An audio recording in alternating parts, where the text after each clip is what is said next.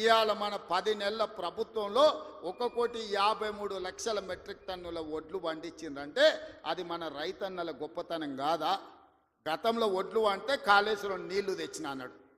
ఆ దిక్కుమాలినోడు కట్టిన కాళేశ్వరం మేడిగడ్డ, అన్నారము, సుందిల్ల 3 కుప్పగూలినాయి.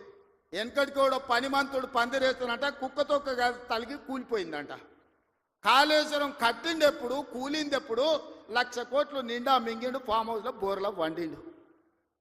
కాళేశ్వరం నుంచి సుక్క నీళ్లు లిఫ్ట్ చేయకుండా ఆనాడు కాంగ్రెస్ పార్టీ కట్టిన శ్రీరామ్ సాగర్ కావచ్చు, లేకపోతే శ్రీపద ఎల్లంపల్లి కావచ్చు, కల్వకుర్తి, భీమా, నెట్టంపాడు, కోయిల్ సాగర్, శ్రీశైలం, నాగార్జున సాగర్, హంద్రి, నీవా అక్కడ కడితే ఇక్కడ ఈ ప్రాంతంలో తెలంగాణ ప్రాజెక్టులు కడితే ఈరోజు ఖమ్మంలో కట్టిన ప్రాజెక్టులు, వరంగల్లో కట్టిన ప్రాజెక్టులు, నిజామాబాద్, కరీంనగర్లో కట్టిన కాంగ్రెస్ కట్టిన ప్రాజెక్టులతో ఈరోజు 1,53,00,000 మెట్రిక్ టన్నుల వడ్లు ఈరోజు తెలంగాణలో వండినాయి.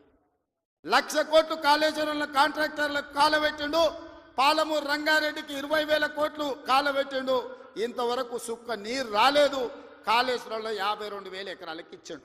1,00,000 కోట్లు కాంట్రాక్టులకు బిల్లు ఇస్తే 52,000 ఎకరాలకు నీళ్ళు వచ్చినాయి. ఈసారి అవి కూలిపోయి అది కూడా రాలే. ఇప్పటి వరకు చంద్రశేఖరరావు గారు ఈ 10 ఏళ్లల్లో 1,83,000 కోట్ల రూపాయల ప్రజాధనాన్ని ఇరిగేషన్ ప్రాజెక్టుల మీద పెట్టిండు. నేను సూటిగా అడుగుతున్నా, ఏ ప్రాజెక్ట్ అయినా నువ్వు పూర్తి చేసినవా? ఏ ఒక్క ప్రాజెక్ట్ అయినా తెలంగాణ ప్రజలకు అంకితం చేసినవా?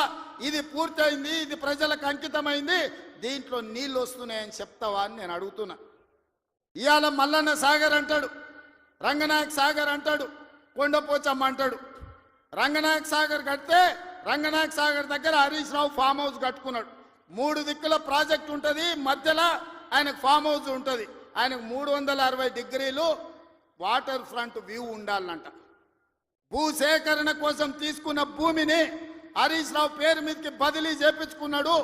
ప్రాజెక్టు కోసం సేకరించిన భూములు రంగనాయక సాగర్, సిద్దిపేట దగ్గర ప్రాజెక్టు కోసం సేకరించిన భూములు ప్రాజెక్టుల నుంచి తొలగించి హరీష్ రావు ఫామ్ హౌస్ కట్టుకున్నాడు.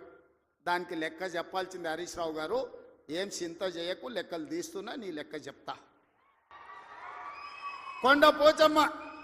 కొండపోచమ్మ ప్రాజెక్టు కట్టిందే కేసీఆర్ ఫామ్ హౌస్కు కాలువలు తీసుకెళ్లడానికి. ఇవాళ నిజ నిర్ధారణ కమిటీ వేసుకుందాం, కొండపోచమ్మ ప్రాజెక్టుకు పోదాం. కొండపోచమ్మ నుంచి డైరెక్ట్గా కేసీఆర్ ఫామ్ హౌస్ 100 ఎకరాలకు కాలువ డైరెక్ట్ ఆయన ఫామ్ హౌస్లోకి వెళ్ళి తీసుకుపోయాడు. 1,000 కోట్లు ప్రజలే ఖర్చు పెడితే నీ ఫామ్ హౌస్కు నీళ్లు తీసుకెళ్తావా? ఇది న్యాయమా? చంద్రశేఖరరావు గారు, నిన్ను నమ్మి నీ చేతిలో రాష్ట్రం పెడితే, నీ కొడుకుని మున్సిపల్ మినిస్టర్ పెడితే జన్వాడలో 111 జీవోలో ఫామ్ హౌస్లు కట్టుకుంటాడు. ఆయన బామ్మార్ది ఇంకోటి కట్టుకుంటాడు. అందులో దీపావళి పండుగ వచ్చిందని చిచ్చుబుడ్లు కాకుండా సారా బుడ్లు పెట్టి దావతులు చేస్తాడు. ఏమనంటే మేము క్యాసినో నడుపుకుంటాం, మేము సారా బుడ్లు పెట్టుకుంటాం, కాబట్టి మమ్మల్ని ఏం అనొద్దు అని. అంటే బావ కళ్ళల్లో ఆనందం చూడడానికి ఆయన బామ్మార్ది ఏమి తాగి తందనాలు ఆడినా డ్రగ్స్ తీసుకున్నాడు. ఆ ఇంట్లో దొరికినా కేసు పెట్టొద్దా? ఒకసారి ఆలోచన చేయండి. ఎంత సిగ్గు లేకుండా మాట్లాడుతున్నారంటే, డ్రగ్స్ తీసుకున్నాడు దొరికిండు కదనే వాడు మొత్తం అందా, అవును నేను డ్రగ్స్ తీసుకున్నాను వాడు ఒప్పుకుండు, డ్రగ్స్ ఉన్నోడు దొరికిండని వీడు ఒప్పుకుండు, కానీ వాడిని పట్టుకోవద్దంట పోలీసోడు. ఎందుకంటే మేము బీఆర్ఎస్ నాయకులం కాబట్టి మమ్మల్ని ఏమనొద్దని. ఈ రాష్ట్రంలో, ఈ దేశంలో బీఆర్ఎస్ వాళ్ళకి ఏమైనా కొత్త చట్టం ఉందా? ఇడిచిపెట్టాలా? ఊర్లో డ్రంక్ అండ్ డ్రైవ్ అని పిల్లలు ఇవ్వడానికి తెలిసో తెలియక తాగితే నోట్లో పుల్ల పెట్టి ఊదిచ్చి వాని బండి గుంజుకొని వాని పోలీస్ స్టేషన్లో పెట్టి వాని ఈపులు వలగొట్టి వాని దగ్గర 5,000 వసూలు చేస్తున్న సన్నాసి, నీ బామ్మార్ది డ్రగ్స్ తీసుకున్నాడు ఇంట్లో దొరికితే, అక్రమంగా ఫామ్ హౌస్ కట్టుకుంటే, వాని ఇంట్లో విదేశీ మద్యం దొరికితే వాని మీద కేసు పెట్టొద్దు అంటున్నావంటే